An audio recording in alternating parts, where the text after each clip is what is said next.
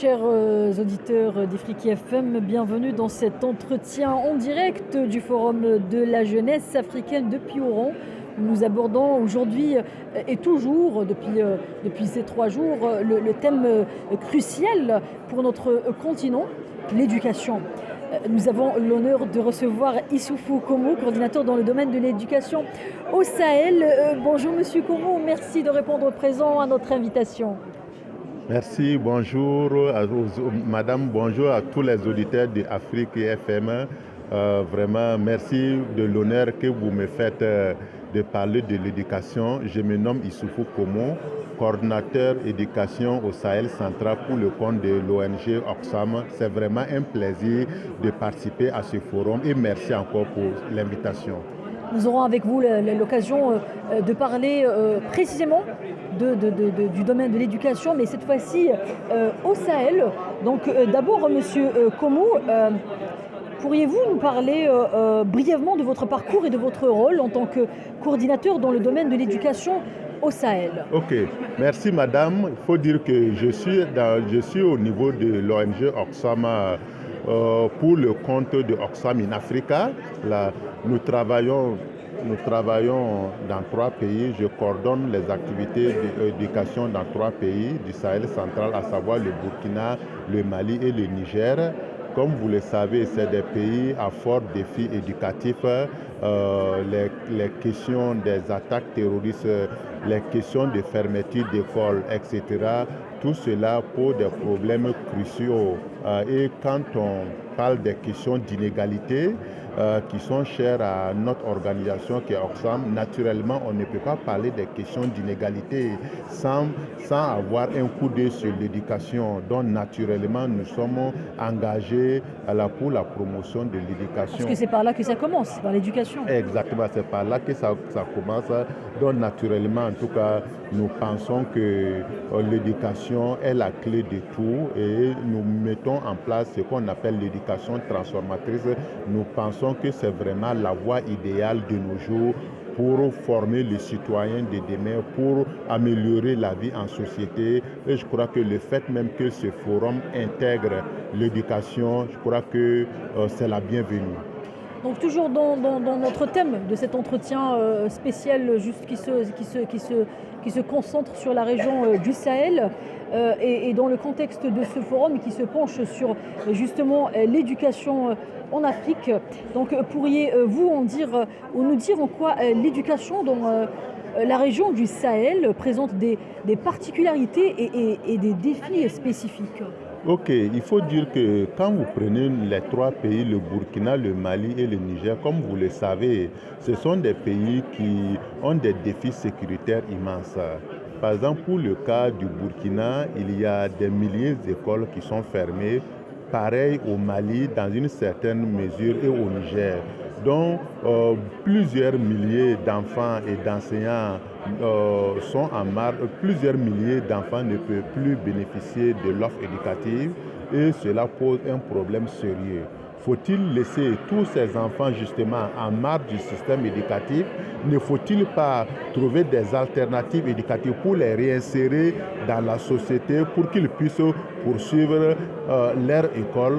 Je crois que ça c'est un défi et c'est pour ça justement Oxfam accompagne les gouvernants de ces 3 pays pour qu'ensemble ils puissent réfléchir sur des stratégies novatrices afin que justement les enfants puissent reprendre l'école avec des approches éducatives plus adaptées et en faisant les plaidoyers pour des financements plus accrus au niveau de l'éducation parce que quand on parle de l'éducation de nos jours, ça demande pas mal de moyens.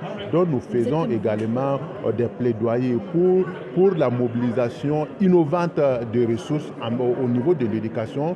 Nous voyons qu'au niveau étatique, les États ont beaucoup de priorités. Quand nous prenons les pays du Sahel, la priorité c'est la sécurité. Donc une grande partie du budget de l'éducation va à la sécurité. Donc il faut justement que nos pays soient inventifs pour attirer le secteur privé dans le domaine de l'éducation, pour attirer les entreprises dans le domaine de l'éducation, pour attirer les sociétés minières afin justement qu'ils puissent participer à l'effort de financement de l'éducation. Et c'est ce plaidoyer que Oxfam fait justement au niveau du Sahel central pour les questions de l'éducation.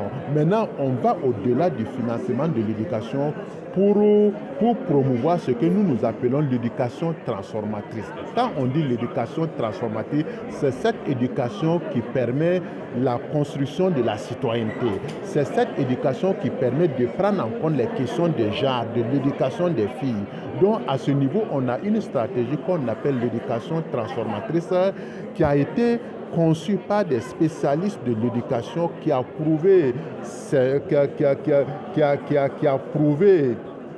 des résultats et nous sommes son efficacité. Qui a prouvé son efficacité et nous sommes justement en train de faire le plaidoyer au niveau des États afin que dans leur approche éducative justement ils puissent changer les politiques éducatives en prenant en compte l'éducation transformative. Nous sommes aussi dans le domaine de la formation technique et professionnelle des jeunes. Vous voyez, de nos jours, il faut repenser l'éducation. Il faut donner beaucoup de perspectives aux jeunes en développant des initiatives qui puissent les permettre de mieux s'insérer, d'apprendre des métiers. Et Oxfam aussi s'inscrit vraiment dans cette dynamique sans oublier les questions de justice climatique. Vous voyez que cette année, au niveau du Sahel central, il y a eu des inondations au Mali, au Burkina, un peu partout. Donc, c'est des questions qu'il faut réfléchir. Et voilà autant de problématiques qui nous tiennent à cœur. Et nous pensons, comme tu as si bien le dit, l'éducation étant la porte d'entrée, l'éducation permet justement d'aborder toutes ces questions. Et vous aviez dit repenser l'éducation. Et quand vous dites repenser l'éducation, donc si l'on parle de l'impact de la coopération internationale, c'est ce qu'on fait aujourd'hui, quelle est l'importance de la coopération internationale et régionale pour soutenir l'éducation dans des zones comme le Sahel?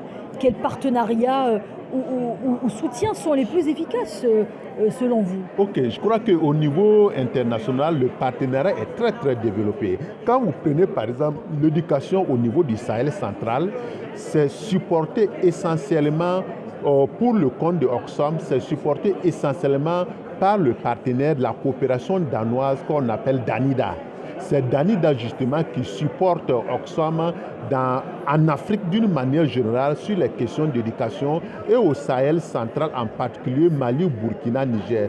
Donc la coopération danoise est très très importante dans le domaine de l'éducation. Il soulage nos États, il contribue en tout cas à prendre en charge pas mal de thématiques en lien avec l'éducation et nous sommes accompagnés justement dans cette coopération internationale par nos collègues de Oxfam Danemark qui nous apportent le soutien technique nécessaire et ils sont notre porte d'entrée auprès de Danida pour mobiliser suffisamment de ressources afin que justement le Sahel puisse toujours bénéficier, afin que les indicateurs de l'éducation puissent toujours être améliorés au Sahel. Comme vous le savez, le Sahel, les défis sont immenses.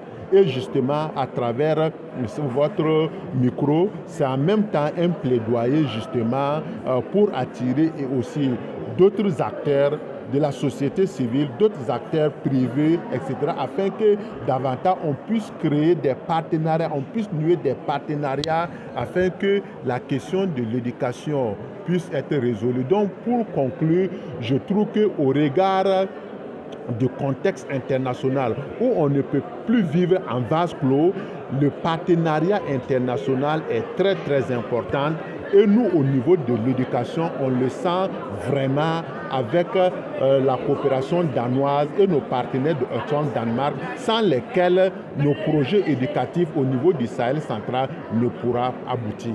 D'accord, vous aviez dit conclure. Et pour conclure, j'aimerais vous poser une autre question. Donc, quels sont vos espoirs et vos objectifs pour l'éducation au Sahel? Donc, dans les années à venir, y a-t-il des projets ou réformes spécifiques plutôt que vous aimeriez peut-être réaliser? Ok, en fait, en termes d'espoir et de cri de cœur, nous souhaitons que vraiment la question de l'insécurité puisse vraiment cesser, parce que sans la sécurité, on ne peut rien faire. Donc le Sahel central est la zone est vraiment victime de l'insécurité. Donc pour concevoir un programme éducatif cohérent, efficace, naturellement, il faut un peu plus de sécurité. Donc vraiment, notre espoir, justement, c'est de faire c'est qu'il y ait d'abord la paix dans ces trois pays, et plus généralement en Afrique.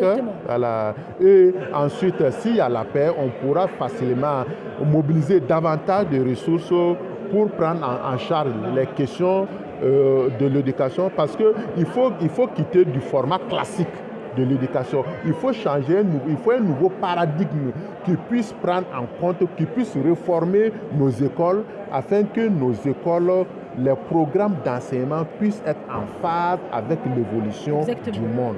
Et je crois que ça, c'est un défi majeur. Et avec les partenaires Danida et Oxfam Danemark être sur la même vision, on espère en tout cas que avec la collaboration de toutes, on pourra faire beaucoup de choses pour l'école et pour les jeunes en Afrique.